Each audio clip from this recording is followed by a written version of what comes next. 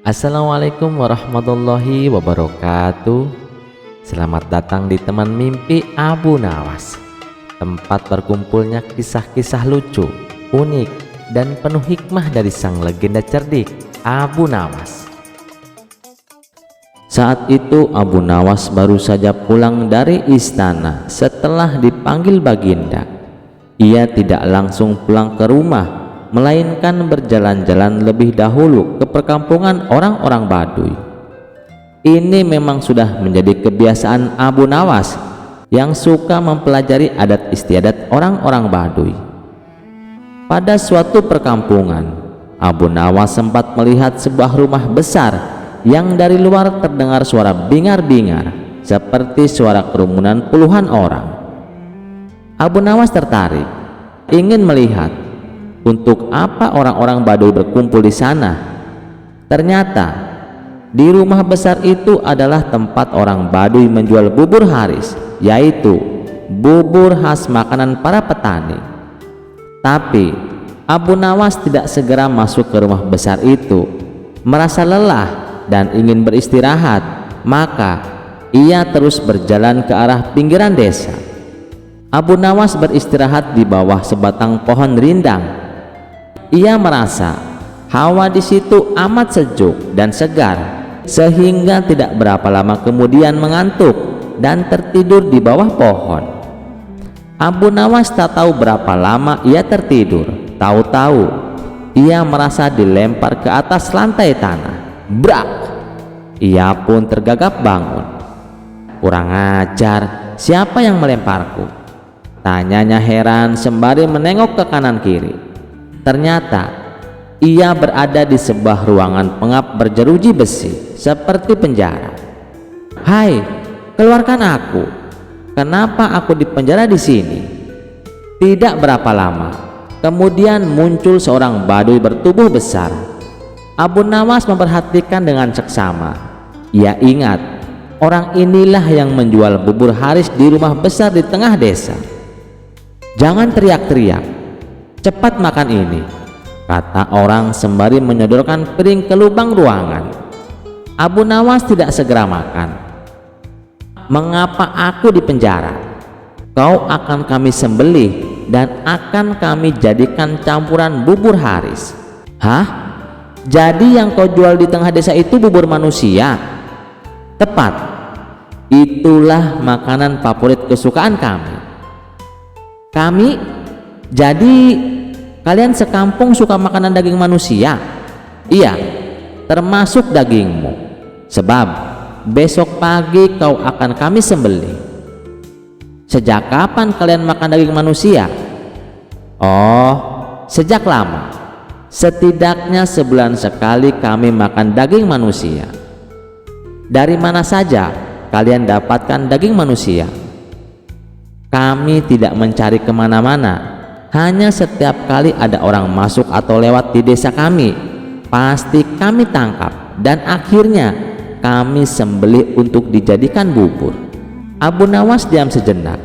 Ia berpikir keras bagaimana caranya bisa meloloskan diri dari bahaya maut ini.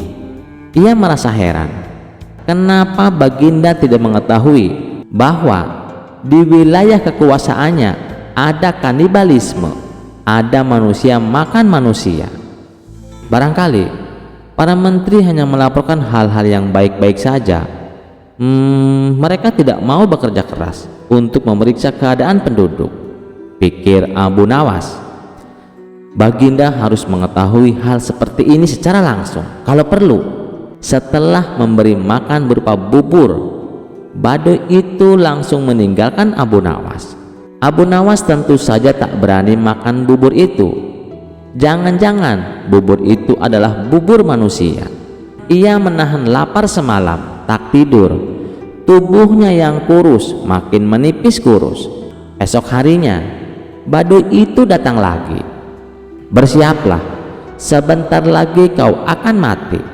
Abu Nawas berkata, "Tubuhku ini kurus. Kalaupun kau sembelih, kau tidak akan memperoleh daging yang banyak. Kalau kau setuju, nanti sore akan kubawakan temanku yang bertubuh gemuk dagingnya bisa kalian makan selama 5 hari. Benarkah? Benar, aku tidak pernah bohong. Orang Baduy itu diam sejenak. Ia menatap tajam ke arah Abu Nawas.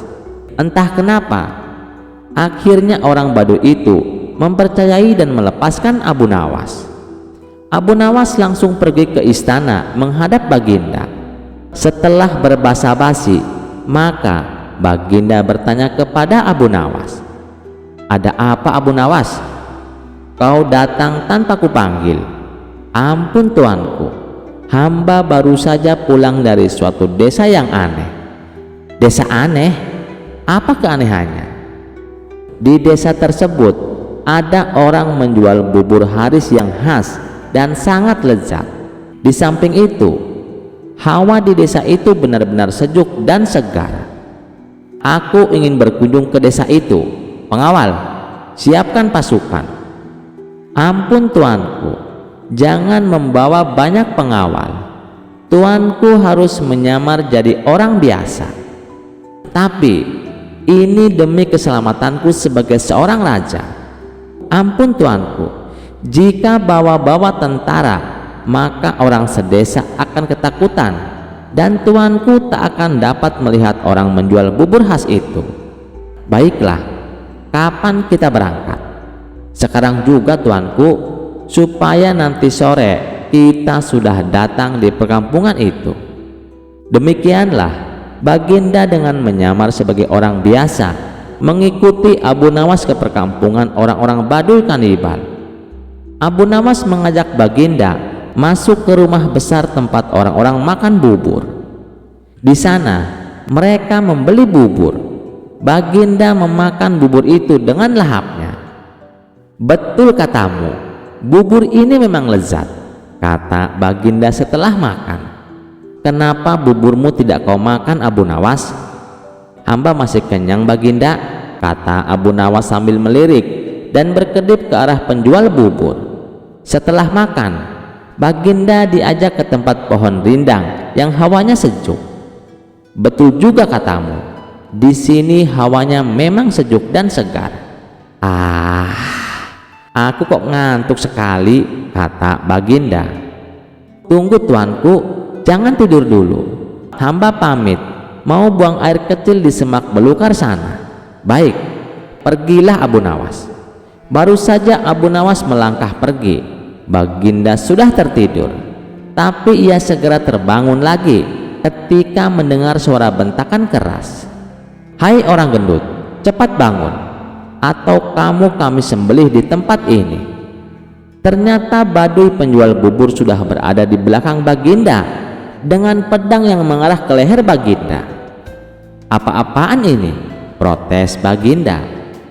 "Jangan banyak cakap, cepat jalan." Baginda mengikuti perintah orang Baduy itu dan akhirnya dimasukkan ke dalam penjara. "Mengapa aku di penjara?" "Besok kau akan kami sembelih. Dagingmu kami campur dengan tepung gandum dan jadilah bubur haris yang terkenal lezat." Astagfirullah. "Jadi yang kumakan tadi?" "Betul, kau telah memakan bubur kami, bubur manusia." Baginda mau muntah tapi tidak bisa. "Sekarang tidurlah, berdoalah, sebab besok kau akan mati." "Tunggu, mau apa lagi? Berapa penghasilanmu sehari dari menjual bubur itu?" 50 dirham. "Cuma segitu?" "Iya, aku bisa memberimu 500 dirham hanya dengan menjual topi." Masa? Sekarang berikan aku bahan kain untuk membuat topi. Besok pagi boleh kau coba menjual topi buatanku itu ke pasar. Hasilnya boleh kau miliki semua." Baduy itu ragu. Ia berbalik melangkah pergi. Tak lama kemudian kembali lagi dengan bahan-bahan untuk membuat topi. Esok paginya Baginda menyerahkan sebuah topi yang bagus kepada si Baduy.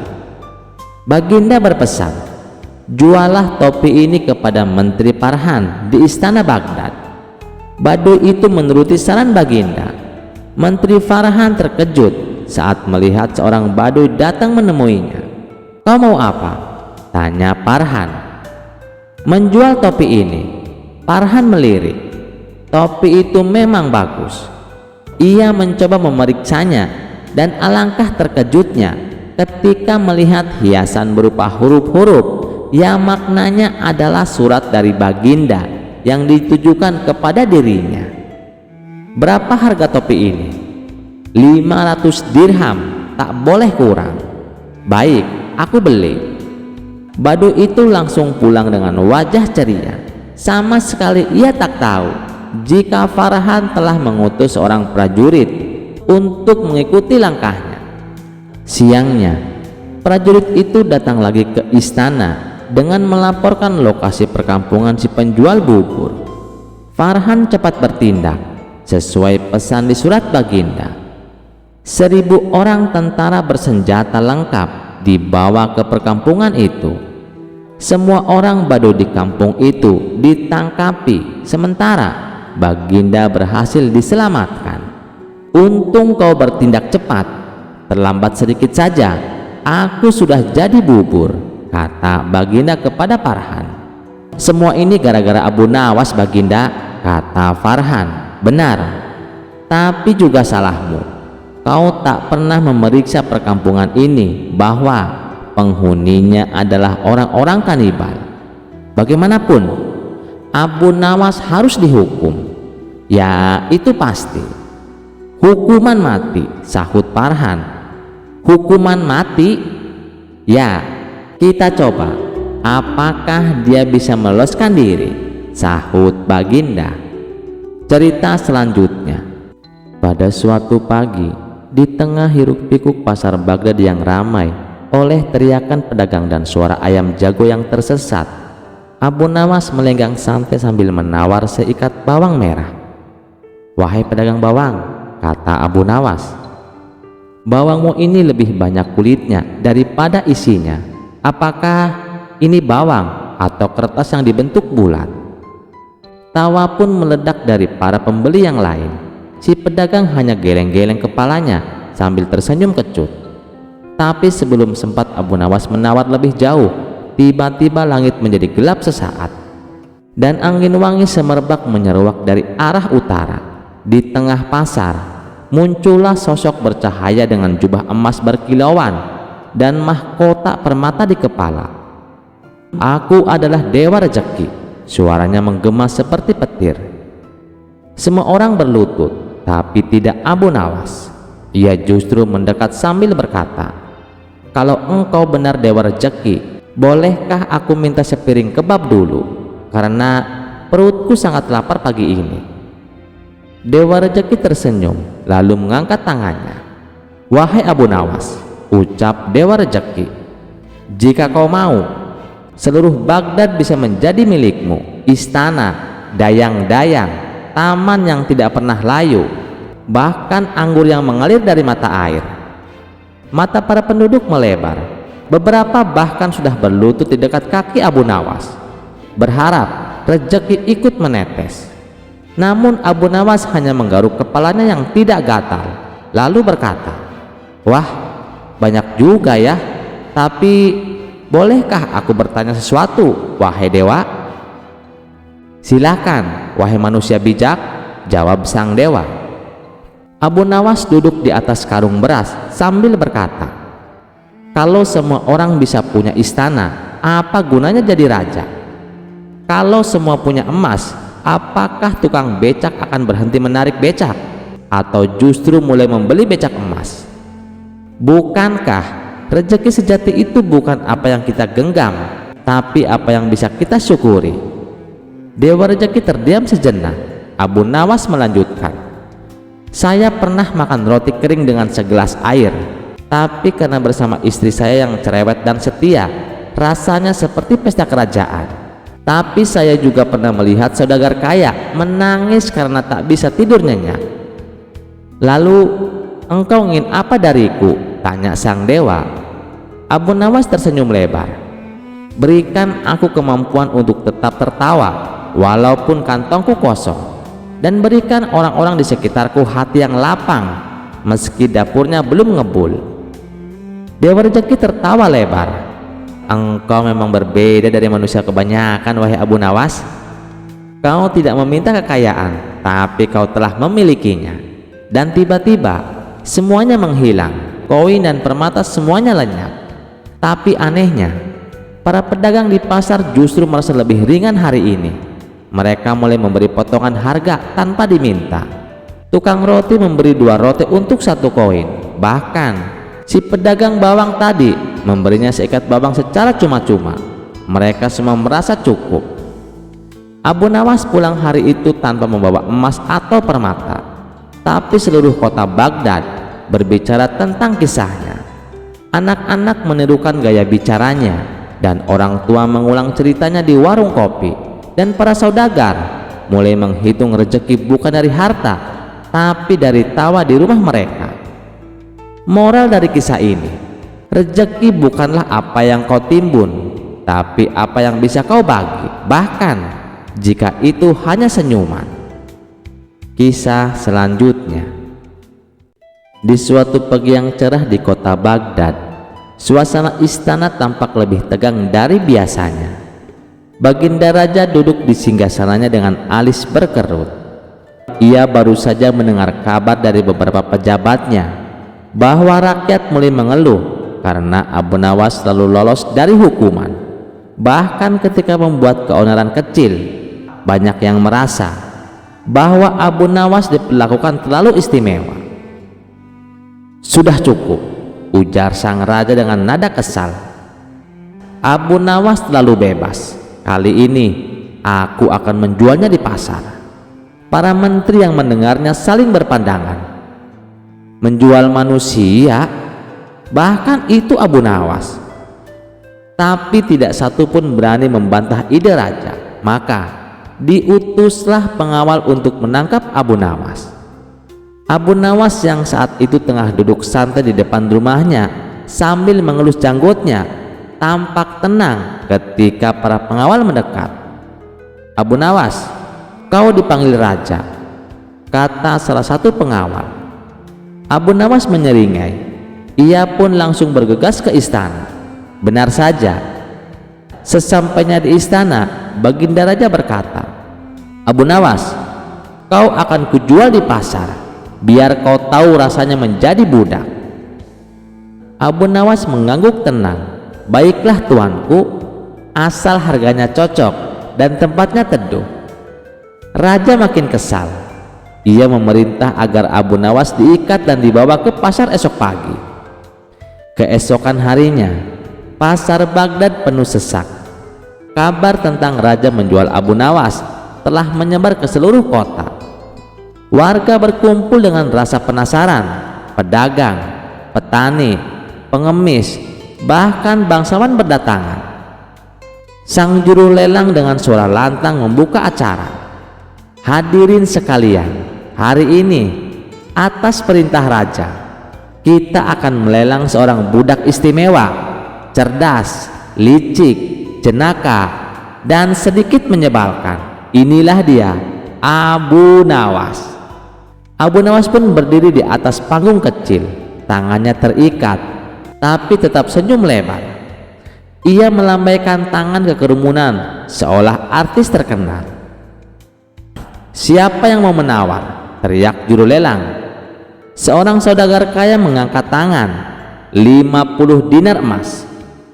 80, sahut pedagang kurma. 100 dinar, ujar seorang janda tua dengan suara lantang. Raja yang menyaksikan dari kejauhan terkekeh pelan, tapi yang terjadi kemudian membuatnya terkejut. Abu Nawas tiba-tiba berkata keras, "Tunggu, kalian semua harus tahu, siapapun yang membeli saya akan mendapatkan 1 paket lengkap. Saya akan tinggal di rumah Anda, mengatur keuangan Anda, mengomentari makanan Anda, dan saya akan menuntut tidur di ranjang terbaik di rumah." Orang-orang mulai saling memandang. Tunggu, Belum selesai, lanjut Abu Nawas. Saya juga mendengur dengan sangat keras, dan saya suka bernyanyi tengah malam. Kerumunan mulai tertawa. Satu lagi, kata Abu Nawas dengan suara tenang. Saya punya kebiasaan unik. Saya selalu bertanya kenapa ini dan kenapa itu sepanjang hari. Saya akan membuat hidup Anda penuh filosofi atau frustasi. Saudagar yang menawarkan 100 dinar langsung mundur. Janda tua pura-pura batuk dan pergi. Pedagang kurma berbisik ke istrinya, untung belum dibayar. Raja terperanjat. Apa maksudnya ini? Juru lelang bingung. Apa ada yang masih ingin menawar? Tiba-tiba Abu Nawas berseru, saya punya ide. Karena tidak ada yang mau membeli saya, bagaimana kalau saya yang akan membeli diri saya sendiri? Orang-orang tertawa keras, bahkan beberapa pengawal nyaris tak bisa menahan senyum. Abu Nawas lalu berteriak, aku tawar diriku sendiri 1 dinar perak. 2 dinar, kata seorang anak kecil ikut-ikutan. 5 dinar, dengan syarat aku tidak perlu pulang dengannya, canda seorang lelaki tua. Pasar berubah menjadi panggung hiburan. Baginda Raja menutupi wajahnya dengan jubah antara malu dan tertawa. Abu Nawas memandang ke arah Baginda Raja lalu membungkuk, wahai tuanku, apakah kau sekarang ingin aku lanjut dijual atau aku kembali ke istana sebagai penasihat lucumu? Raja akhirnya bangkit dari tempat duduknya dan berkata, cukup Abu Nawas, kau berhasil lagi mengubah hukuman menjadi pesta. Abu Nawas mengangkat alis. Apakah itu berarti saya dapat bonus tuanku? Raja tak kuasa menahan tawa. Bawa dia kembali ke istana, tapi jangan diberi dia ranjang terbaik. Orang-orang di pasar bersorak dan cerita tentang Abu Nawas yang dilelang tapi malah melelang dirinya sendiri pun menyebar ke seluruh penjuru Baghdad, bahwa tak ada yang bisa mengalahkan kecerdikan si pujangga gila itu. Kisah selanjutnya. Al-Kisah. Tak pernah habis akal licik Abu Jahal dalam usahanya mencelakai Abu Nawas. Entah apa yang sebenarnya diinginkan Abu Jahal kali ini. Ia kembali melancarkan fitnah baru. Siang itu ia menghadap Baginda Raja dan dengan penuh keyakinan ia berkata, tuanku, Abu Nawas kini menjadi dukun dadakan. Raja tentu saja terkejut mendengar tuduhan itu. Namun belum cukup sampai di situ. Sepulang dari istana, Abu Jahal terus menyebarkan kabar tersebut ke mana-mana. Wahai para warga, Abu Nawas kini dukun. Bahkan tindakannya sudah mengarah pada kekafiran. Katanya berusaha meyakinkan setiap orang yang ditemuinya. Fitnah itu pun menyebar cepat, terutama di kalangan orang-orang yang memang sejak lama tidak menyukai Abu Nawas. Dengan penuh kemarahan, mereka mendatangi rumah Abu Nawas. Awalnya, Abu Nawas terkejut mendengar dirinya disebut-sebut sebagai dukun. Namun, seperti biasa, ia segera menemukan akal. Apa yang kalian inginkan dariku? Tanya Abu Nawas tenang. Orang-orang itu pun menyebutkan permintaan mereka. Ada yang ingin sakti, kebal senjata, tampan, kaya raya, bahkan bisa terbang. Ah, kalian datang terlambat, kata Abu Nawas pura-pura serius. Aku memang sudah memberikan beberapa jimat pada orang lain, tapi menurut arwah nenek moyang yang merasukiku, jimat-jimat itu hanya bisa dibagikan pada malam hari. Ia melanjutkan, datanglah tengah malam dan aku akan memberikannya. Orang-orang itu pun gembira bukan main. Tepat tengah malam, mereka berdatangan berbondong-bondong. Di ruang tamu, Abu Nawas duduk bersila layaknya seorang dukun. Satu persatu mereka maju dan menerima jimat berupa batu kerikil hitam. Ini adalah batu dari arwah nenek moyangku, kata Abu Nawas penuh wibawa. Siapapun yang menyimpannya akan mendapatkan keberuntungan, kekayaan, ketampanan, kekebalan, dan segala yang kalian inginkan." Orang-orang itu pun mempercayainya. Lalu dengan suara lantang Abu Nawas berkata, "Sebentar lagi akan muncul dukun lain yang katanya lebih hebat dari aku. Saat kalian bertemu dengannya, lemparkan batu itu ke arahnya dan ucapkan keinginan kalian, maka keinginan itu akan terkabul."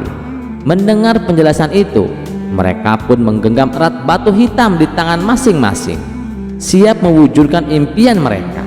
Beberapa bahkan menyodorkan amplop berisi uang sebagai ucapan terima kasih, tapi Abu Nawas menolaknya dengan halus. Setelah semua orang pulang, Abu Nawas merenung. Ia yakin Abu Jahal lah biang dari fitnah ini. "Baiklah," katanya dalam hati, "siapa menggali lubang, dia sendiri yang akan jatuh ke dalamnya." Hari demi hari, nama Abu Nawas sebagai dukun sakti semakin terkenal. Banyak orang datang dan memberinya uang, tapi ia selalu menolaknya sambil berseloroh. "Sekarang hamba lebih kaya dari baginda raja. Sekeranjang uang emas hamba terima setiap hari hanya karena jadi dukun." Berita itu pun sampai ke telinga Abu Jahal. Ia marah besar. "Kurang ajar, maksudku agar Abu Nawas dijauhi rakyat dan raja, kok malah jadi kaya raya?" Dengan hati yang penuh iri, Abu Jahal akhirnya memutuskan untuk meniru Abu Nawas. Ia menyuruh orang-orangnya menyebarkan kabar bahwa dirinya kini menjadi dukun hebat. Kabar itu pun sampai ke telinga orang-orang yang sebelumnya menerima batu jimat dari Abu Nawas. Ketika Abu Jahal keluar dengan pakaian ala dukun dan berdiri di halaman rumah, orang-orang itu sudah siap. Mereka berbondong-bondong datang, lalu secara serempak mengeluarkan batu kerikil hitam dan melemparkannya ke arah Abu Jahal sambil berteriak, "Aku ingin kaya, aku ingin kebal, aku ingin gagah dan tampan." Abu Jahal panik bukan main. Iya, sahutnya sambil berusaha menghindari lemparan batu. Ia lari terbirit-birit masuk ke dalam rumah. Sementara orang-orang terus melempari rumahnya sambil bersorak-sorai. Setelah puas, mereka pulang dengan wajah gembira. Tinggallah Abu Jahal yang bingung dan heran, mengapa bisa dirinya malah dilempari. Dari kejauhan, Abu Nawas hanya tersenyum. Ia bukan senang melihat Abu Jahal dipermalukan, tapi ia berharap kejadian itu bisa menyadarkan sang menteri agar berhenti menyebarkan kebencian dan fitnah. Kisah selanjutnya. Di sudut kota Baghdad tersembunyi sebuah rumah kosong yang sudah lama ditinggalkan. Rumah itu terkenal sebagai tempat angker, penuh dengan cerita tentang penampakan dan suara-suara aneh di malam hari. Tapi siapa yang cukup berani untuk mendekatinya? Tentu saja Abu Nawas. Suatu malam, karena sebuah taruhan konyol dengan teman-temannya, Abu Nawas nekat masuk ke rumah hantu itu. Ia tertawa kecil sambil berkata, "Apa itu hantu? Paling-paling hanya kucing kelaparan." Namun begitu ia melangkahkan kaki ke dalam, suasana berubah. Rumah itu sunyi, terlalu sunyi. Udara terasa dingin, seperti disentuh tangan tak kasat mata. Abu Nawas melangkah pelan, membiarkan bunyi desiran angin dan dari lantai kayu tua mengisi telinganya. Tiba-tiba, kas! Sebuah vas pecah sendiri di sudut ruangan. Lampu gantung berayun-ayun tanpa sebab. Abu Nawas menelan ludah. Tawanya yang biasa membahana kini berubah menjadi gumam kecil. "Siapapun itu, kalau bercanda, ini kelewatan," katanya sambil berusaha tetap tenang. Tak lama kemudian, sosok bayangan melintas cepat di hadapan matanya. Dari balik tirai robek, muncul wajah pucat dengan mata menyala menyeramkan. Hantu itu melayang-layang sambil terkikik kecil. Ternyata hantu di rumah ini bukan sembarang hantu. Ia hantu nakal, suka menakut-nakuti manusia hanya untuk kesenangan. Lampu mulai berkedip-kedip. pintu terbanting sendiri dan suara-suara aneh berbisik di telinganya. Abu Nawas yang biasanya penuh akal untuk pertama kalinya merasakan bulu kuduknya berdiri. Namun Abu Nawas tidak akan menyerah begitu saja. Ia menarik napas panjang, mengumpulkan akal cerdiknya. Aha, pikirnya, kalau hantu ini suka bermain, kenapa aku tidak balas bermain? Dengan cepat, ia mulai bermain peran. Ia pura-pura menjadi hantu juga, melolong, berguling-guling di lantai, dan berbicara dengan suara menyeramkan. Saat hantu nakal mendekat, Abu Nawas malah berteriak lebih keras. Aku adalah hantu baru di sini. Pergi kau. Ini wilayahku sekarang. Hantu itu terkejut. Tidak pernah sebelumnya ada manusia yang berani menakut-nakuti balik. Mulailah permainan kucing dan tikus antara Abu Nawas dan hantu nakal. Kadang Abu Nawas bersembunyi di balik pintu, kadang melompat dari balik lemari, membuat hantu itu ketakutan sendiri. Hantu nakal mencoba membalas dengan trik-trik lamanya, menggerakkan benda-benda, meniup lilin, menciptakan bayangan aneh. Tapi Abu Nawas selalu punya akal. Ia menggunakan cermin untuk membuat pantulan seram, meniupkan benda ke udara agar terlihat seperti kabut, bahkan membuat suara-suara menyeramkan dari mulutnya sendiri. Kejar-kejaran itu berlangsung seru, kadang menegangkan, kadang membuat tertawa. Akhirnya, karena kelelahan dan kebingungan, hantu nakal pun menyerah. Dengan suara gemetar ia berkata, "Baiklah manusia aneh, kamu menang, pergilah dan jangan kembali lagi." Abu Nawas pun keluar dari rumah itu sambil tertawa lebar, meninggalkan hantu yang masih berbidik ketakutan di dalam. Malam itu, cerita tentang keberanian dan kejerikan Abu Nawas menyebar ke seluruh Baghdad.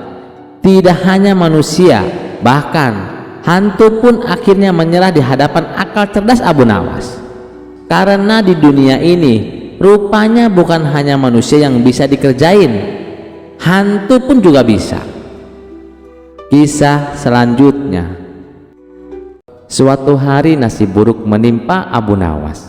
Rumah tua yang selama ini ia tinggali roboh akibat hujan deras dan angin kencang. Abu Nawas kehilangan tempat tinggalnya. Seluruh harta bendanya pun lenyap tanpa sisa. Ia butuh rumah baru dan ia tahu tidak ada orang lain yang cukup kaya untuk membantunya selain Baginda Raja. Sayangnya, meminta bantuan secara langsung bukanlah pilihan yang memungkinkan. Ia tahu Baginda Raja memang murah hati, namun ia juga dikenal sebagai sosok yang sangat bangga diri, sombong, dan percaya takdir serta ramalan. Maka Abu Nawas pun mulai menyusun rencana liciknya. Malam itu, Abu Nawas duduk termenung di bawah langit penuh bintang. Ia berpikir, lalu tersenyum penuh arti. Aha, kalau Baginda Raja suka ramalan, kenapa tidak kubuat ramalan khusus untuknya? Ia segera mengarang sebuah kisah mimpi mistis, penuh simbol, pesan langit, dan tentu saja rumah mewah.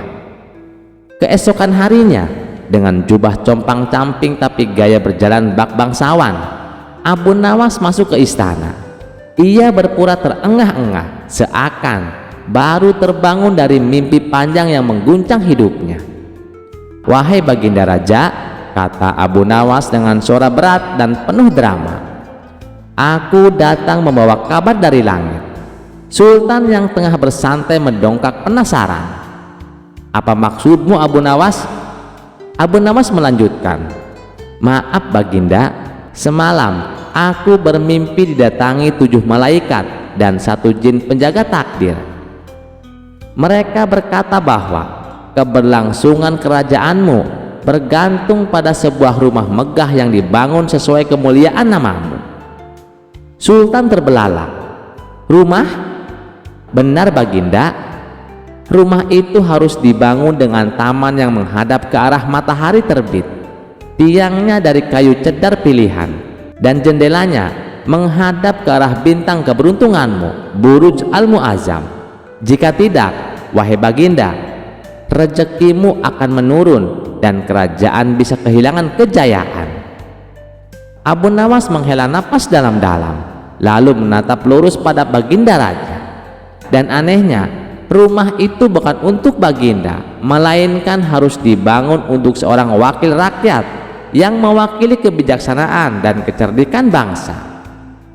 Sultan yang suka disanjung pun langsung merasa bahwa ini adalah panggilan takdir.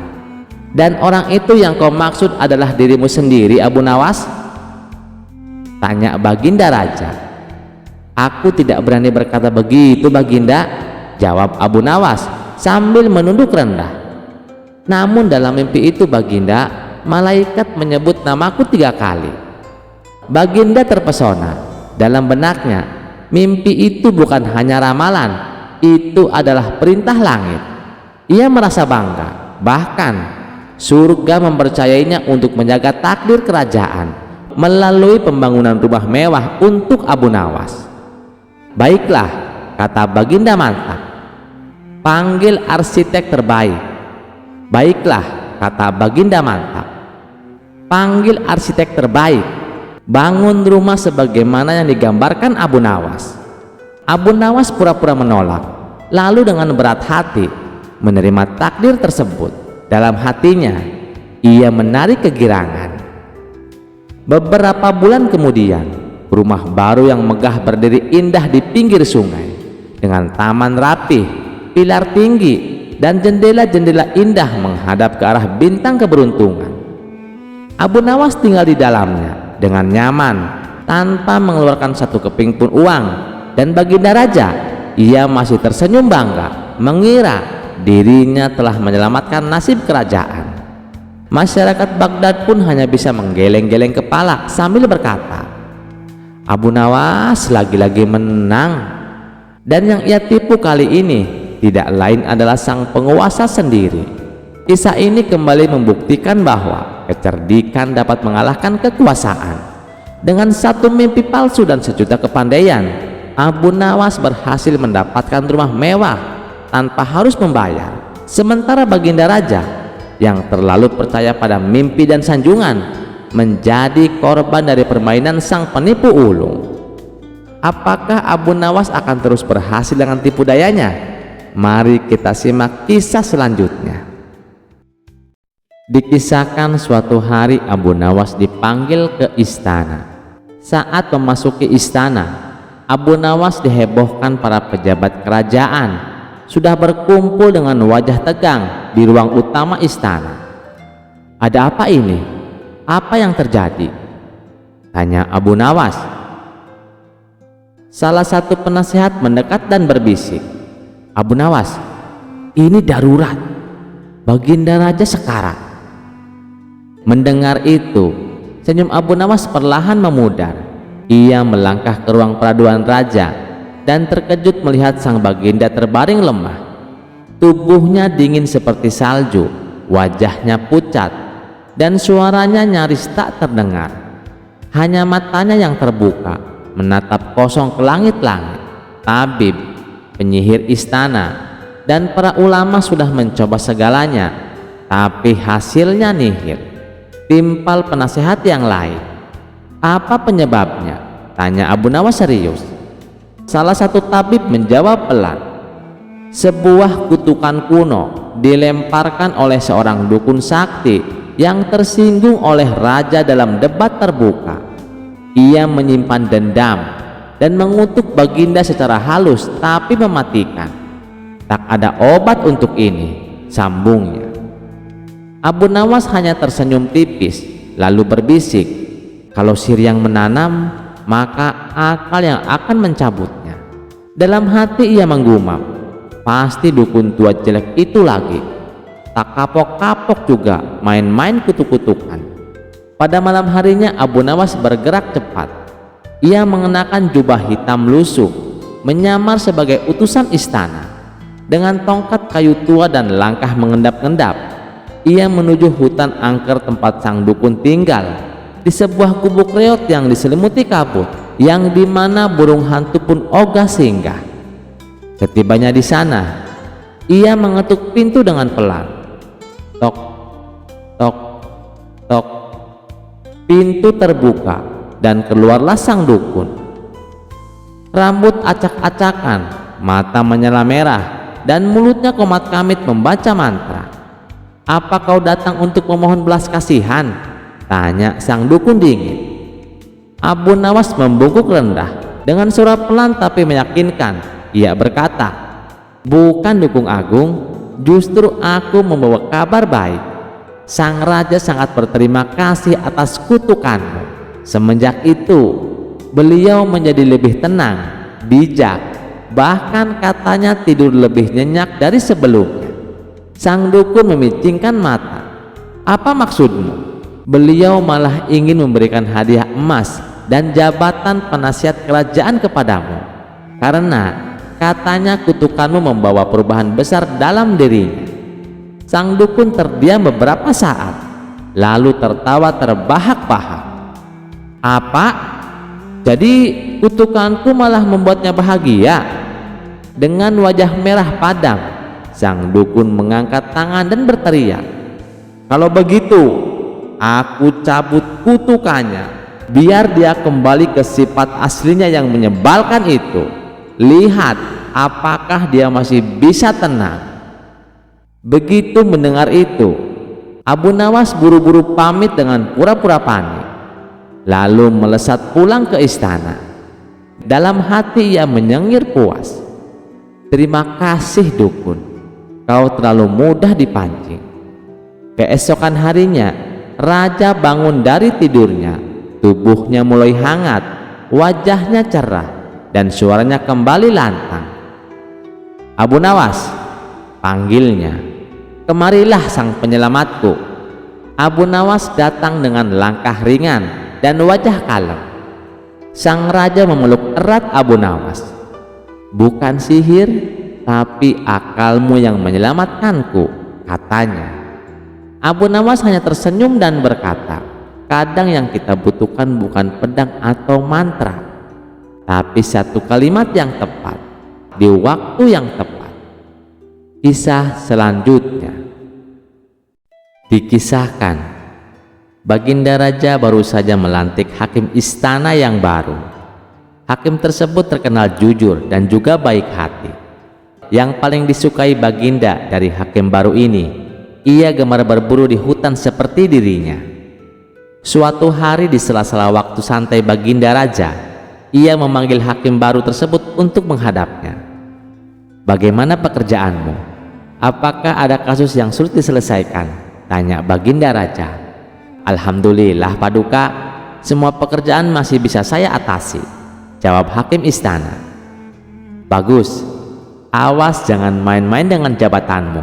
Kalau kamu sampai ketahuan menerima sogokan, saya bukan hanya akan memecatmu, tapi juga akan memenjarakanmu," ancam Baginda Raja. "Jangan khawatir Paduka, saya ini bukan tipe orang yang suka disogok.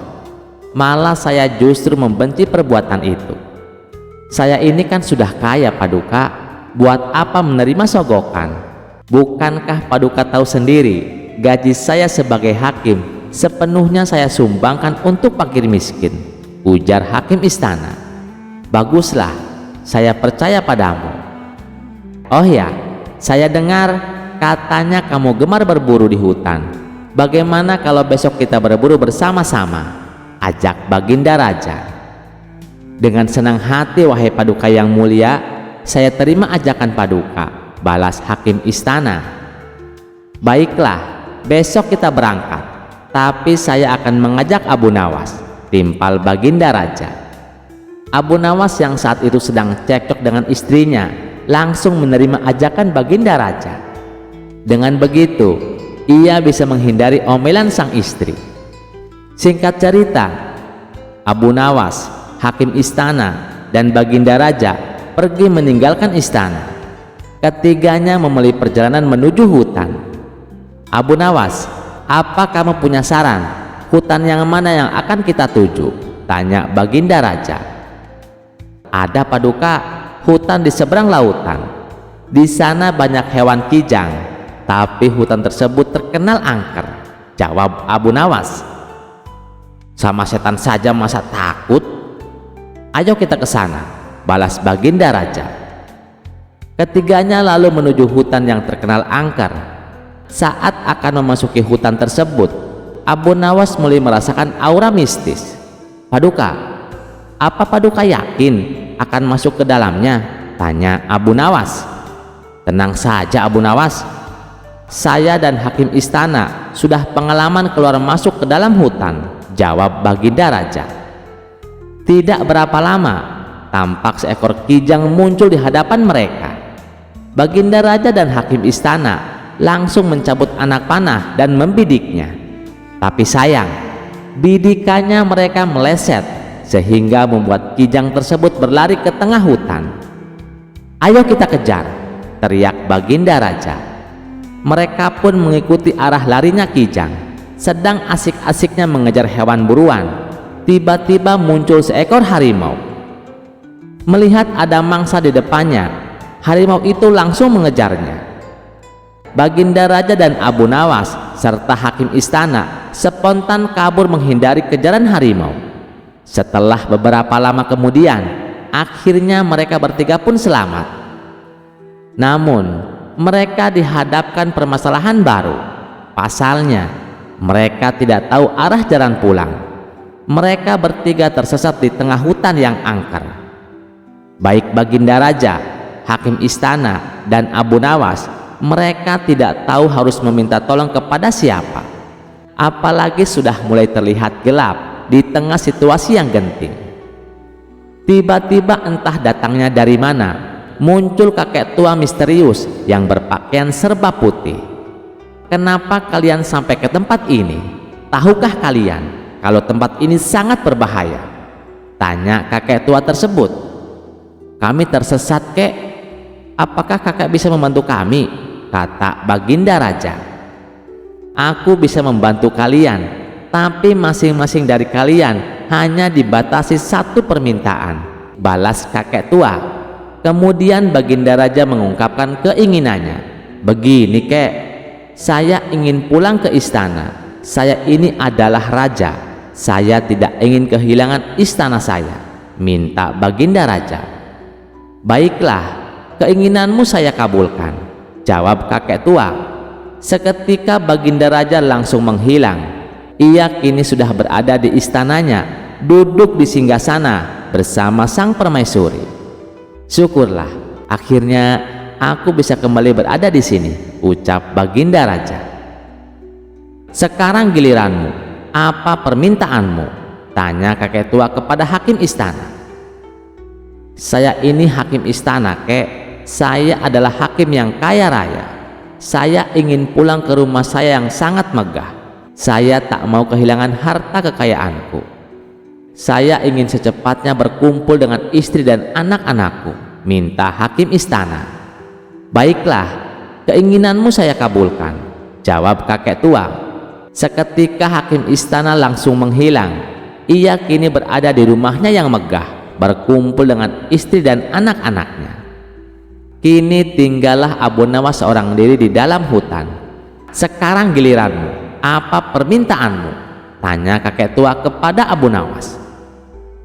"Saya ini orang miskin, kek. Rumah saya kecil dan tidak ada harta yang berharga di rumah. Saya juga sedang cekcok sama istri. Saya tidak tahan dengan omelannya. Hal inilah yang membuat saya tidak betah di rumah, kek. Jadi saya meminta supaya Baginda Raja dan hakim istana dikembalikan ke sini untuk menemaniku," minta Abu Nawas. Seketika permintaan Abu Nawas terkabul. Baginda Raja dan hakim istana tiba-tiba kembali berada di sampingnya. Hakim istana dan Baginda Raja terkejut dengan kejadian ini. "Kenapa kami kembali berada di sini?" tanya Baginda Raja dan hakim istana. "Itu atas permintaan kawanmu," jawab kakek tua itu. "Katanya dia sedang tidak betah di rumah. Dia ingin kalian berdua menemaninya di sini," jawab kakek tua itu. "Abu Nawas, kamu kurang ajar," teriak hakim istana dan Baginda Raja. Sementara si kakek tua misterius itu langsung menghilang dari hadapan mereka. Bagaimana ceritanya teman-teman? Menarik bukan? Cerita selanjutnya tidak kalah menarik lagi. Mari kita simak ceritanya. Suatu hari Baginda Raja punya niat merayakan pesta hari jadi kerajaan. Raja berniat untuk merayakan pesta bersama dengan rakyatnya. Dan hari yang dinanti pun telah tiba. Rakyat telah berkumpul di depan istana kerajaan. Setelah beberapa saat rakyat menunggu, akhirnya sang raja menyampaikan pidatonya. "Wahai rakyatku, dengarkanlah. Hari yang penuh bahagia ini, aku akan memberikan hadiah kepada fakir miskin. Bukan hanya itu saja, aku juga akan memberikan pengampunan bagi para tahanan, yaitu berupa keringanan hukuman. Bagi mereka yang telah menjalani hukuman penjara, akan mendapatkan potongan masa tahanan setengah dari sisa hukuman yang akan dijalani." Mendengar itu, rakyat sangat gembira dan bersuka cita, diiringi riuhnya tepuk tangan. Terlihat jelas gelak tawa dan wajah ceria rakyatnya saat mereka menyantap makanan dan minuman yang telah disiapkan untuk acara pesta tersebut. Beberapa saat kemudian, acara dilanjutkan dengan pemberian hadiah yang dilaksanakan oleh para pegawai kerajaan. Hadiah bingkisan sembako diberikan kepada fakir miskin. Setelah semua fakir miskin mendapatkan bagiannya, kemudian Baginda Raja memanggil para tahanan satu persatu. Giliran pertama jatuh kepada seorang tahanan yang bernama Sofyan. Maka Raja mengajukan pertanyaan, "Siapa namamu?" tanya sang raja. "Nama hamba Sofyan Paduka yang mulia," jawab tahanan tersebut. "Sofyan, berapa lama hukuman yang telah divonis untukmu?" tanya Baginda Raja. "Hamba divonis selama 2 tahun penjara Paduka yang mulia," jawab Sofyan. "Berapa lama kamu sudah melewati hukuman itu?" tanya raja kembali. "Hari ini terhitung 1 tahun Baginda yang mulia," jawab Sofyan.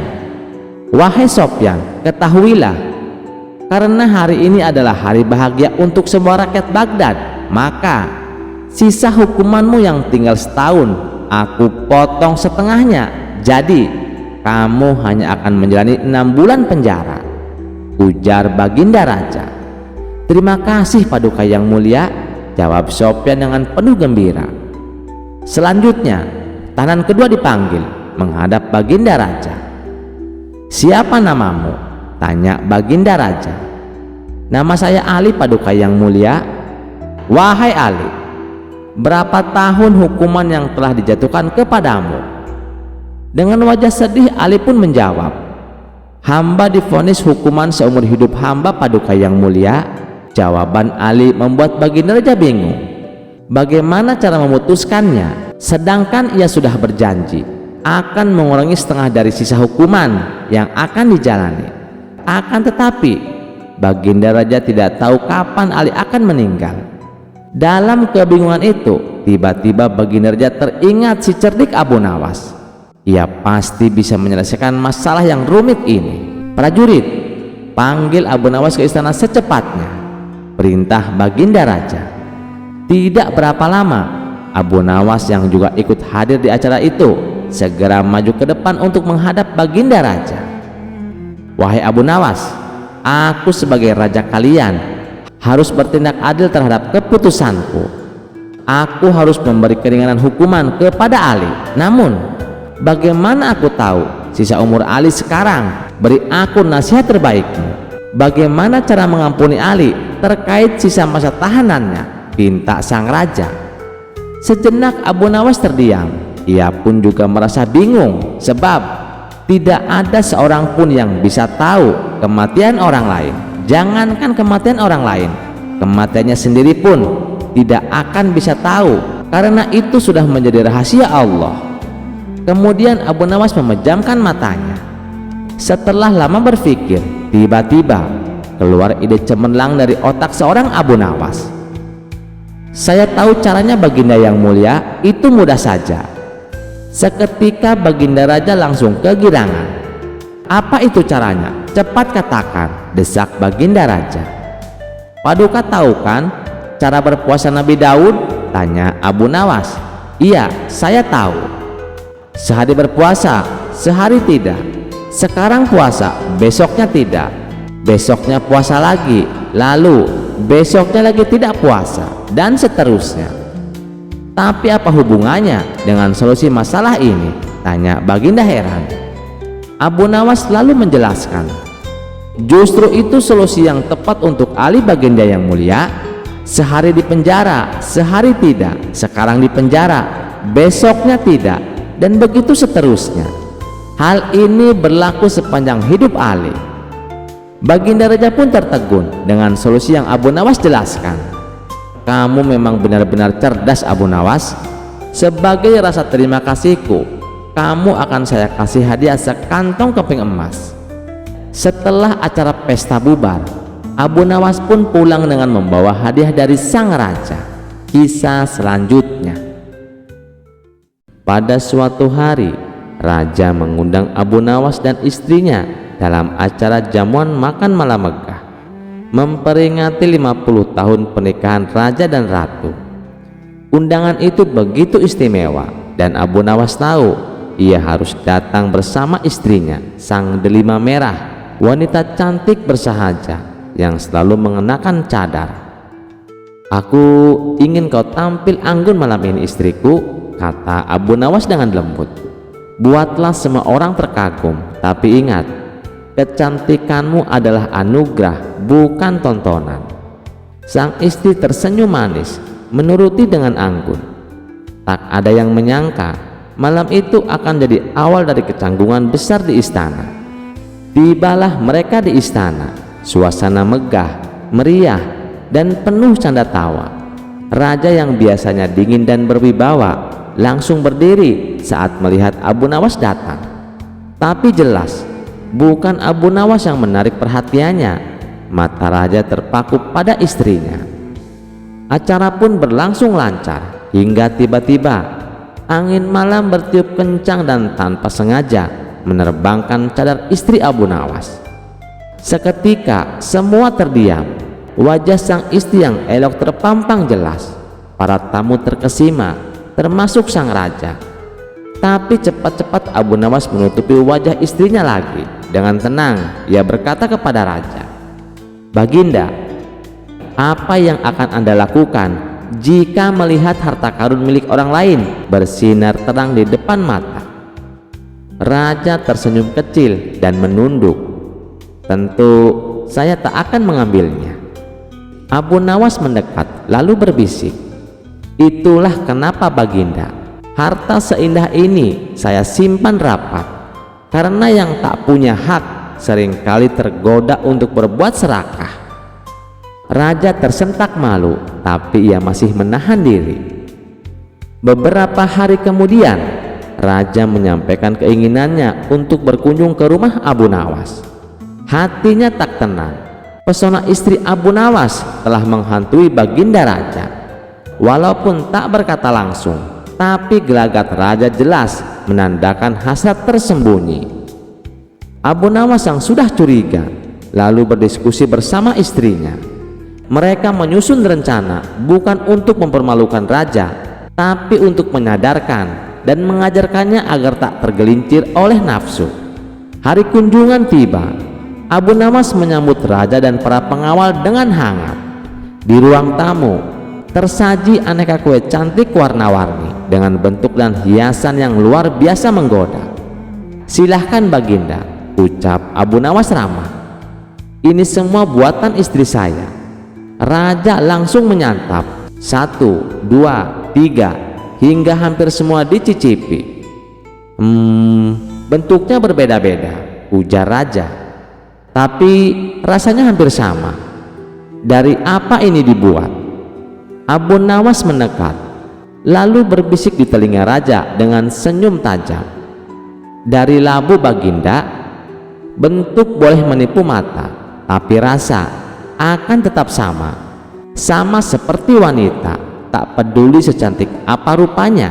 Jika tujuannya hanya untuk dimiliki karena rupa, maka nilainya serupa labu, cantik di luar, hambar di dalam.